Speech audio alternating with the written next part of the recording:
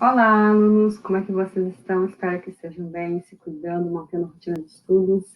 E vamos dar continuidade a mais uma parte do conteúdo, que é a parte de estrutura da língua, onde nós estudamos aqui as vozes verbais, tá? Nós já lemos um pouquinho de correlação verbal e um pouco de gênero, que é o texto de divulgação científica. E nós vamos, então, observar agora a relação, né, de continuação do estudo dos verbos, que são as vozes verbais, ok?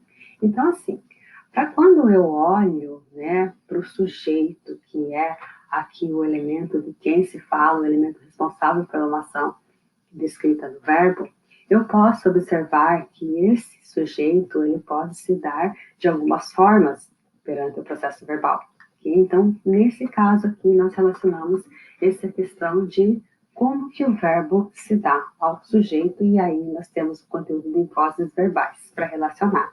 Okay? Então, nós temos 3 tipos de vozes verbais, que são para indicar que o sujeito, em alguns momentos, ele é o agente do processo verbal, em alguns momentos, ele é o sofredor, ou seja, quem recebe o processo verbal, em alguns momentos, ele tanto age quanto também recebe o processo verbal. Okay? Então, para cada tipo, nós temos aí, né, nomes específicos, que são a voz ativa, quando o sujeito ele é agente, ou seja, ele executa a ação. Sujeito paciente, quando ele é quem sofre, quem aqui recebe uma ação desenvolvida por alguém. E a voz reflexiva, que é quando ele, ao mesmo tempo, executa uma ação, mas ele é quem sofre essa ação que ele executa, que é a voz reflexiva, ok?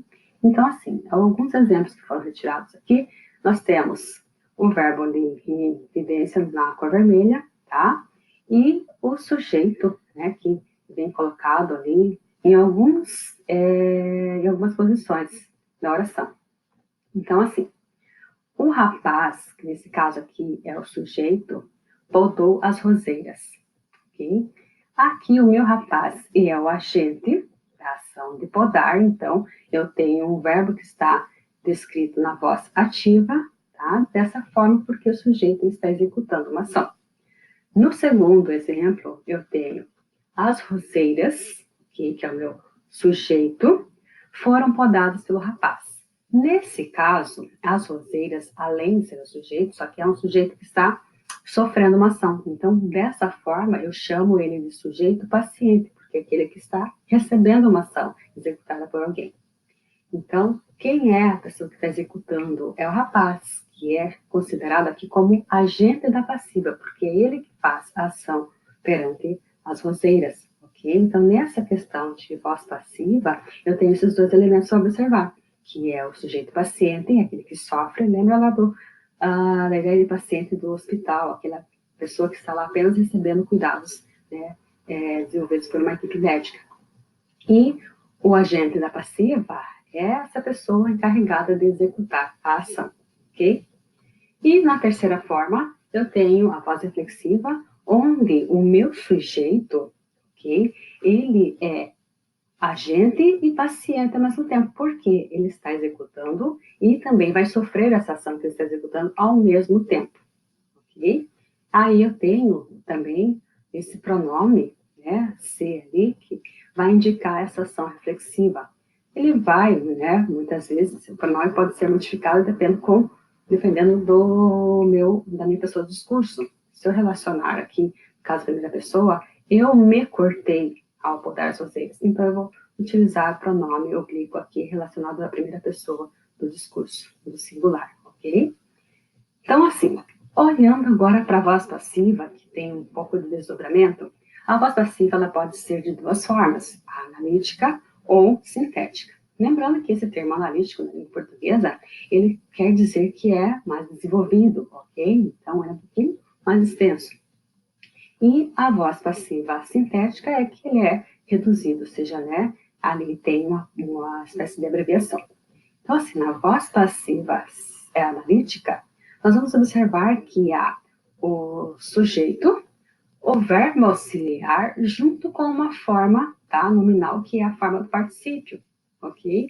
Então, assim, essas 2, né, junções, verbo auxiliar e o particípio, vão indicar que esse meu sujeito, ele está aqui recebendo uma ação desenvolvida por agente, tá? Que esse agente da passiva.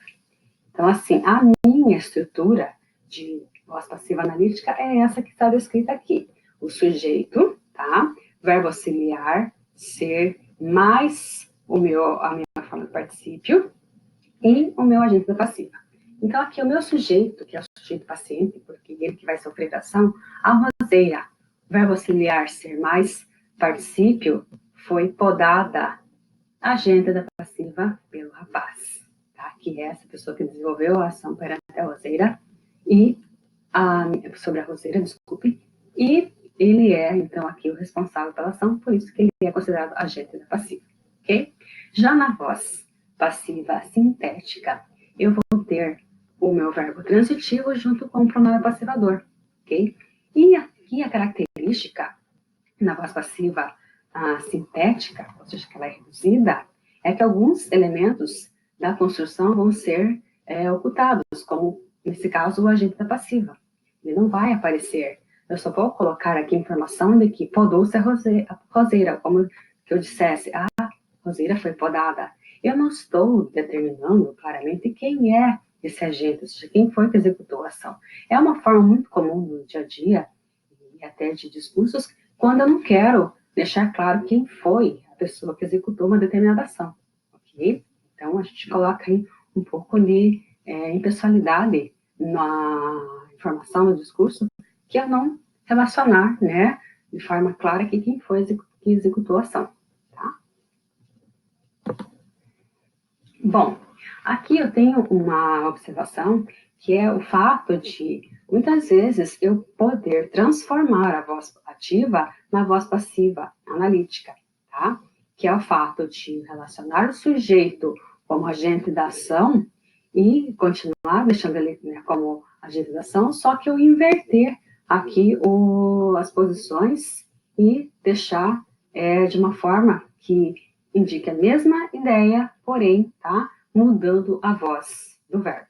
Então, na passagem da voz ativa para passiva, ocorrem transformações importantes, tá? Que nesse caso aqui, o meu sujeito, que é ele, tá? Sujeito agente, aquele que age, que executa a ação. O meu verbo transitivo, tá? Direto aqui, que é, lembrando, o verbo transitivo é aquele verbo que precisa de complementação. Nesse caso, o verbo transitivo direto contestou. Quem contesta, contesta algo. Okay? Então, o meu objeto direto, o que foi contestado? A afirmação do colega. Ele contestou a afirmação do colega. Aqui, eu tenho, então, uma construção clara que indica o meu sujeito executando uma ação. Por isso, voz ativa. Na transformação, eu vou modificar o meu objeto direto, ele passa a ser o quê? Sujeito paciente. Então, eu vou ter outras denominações em relação aqui à análise sintática e também mudança de posição do sujeito agente para agente da passiva. Lembre que nesses dois termos, sujeito agente e agente passiva, vai ter esse nome agente, ou seja, aquela pessoa que executa, ok? Então, aqui é só questão da inversão das posições, né, e das modificações também da classificação em relação à análise sintática. O sujeito agente, ele passa a ser agente da passiva, o objeto direto, ele passa a ser o quê? Sujeito paciente. Já no verbo, eu tenho, do verbo que é um transitivo direto, ele passa a ser o quê? Uma fluxão verbal, que é quando eu tenho dois verbos relacionando a mesma ação. Aqui eu vou ter o verbo auxiliar e o verbo no particípio, ok? Então, aqui, da forma, ele contestou a afirmação, que é a voz ativa, eu tenho a informação, a afirmação foi contestada por ele, ok? A informação é a mesma. No entanto, o que eu mudo é a evidência do meu sujeito. Na primeira oração, ele contestou a afirmação, a minha evidência aqui, ela é o sujeito. Já na forma da voz passiva analítica, eu tenho a evidência colocada nesse sujeito paciente, e não no sujeito, e não no agente da passiva. Aqui era, no primeiro caso, ali, o sujeito agente, aquele que agiu.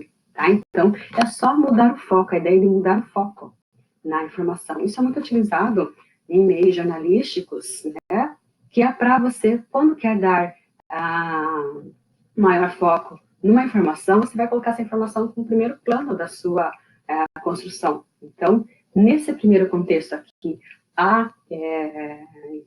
o foco é no sujeito agente. Na minha transformação para a passiva analítica, o meu foco se dá sobre o sujeito paciente, que é aquela pessoa que sofreu a ação desenvolvida por alguém que seria ali o sujeito agente ou agente da passiva, tá? Então, essa questão de mudança de posição em relação aos elementos da oração e também mudança em relação aqui à classificação sintática.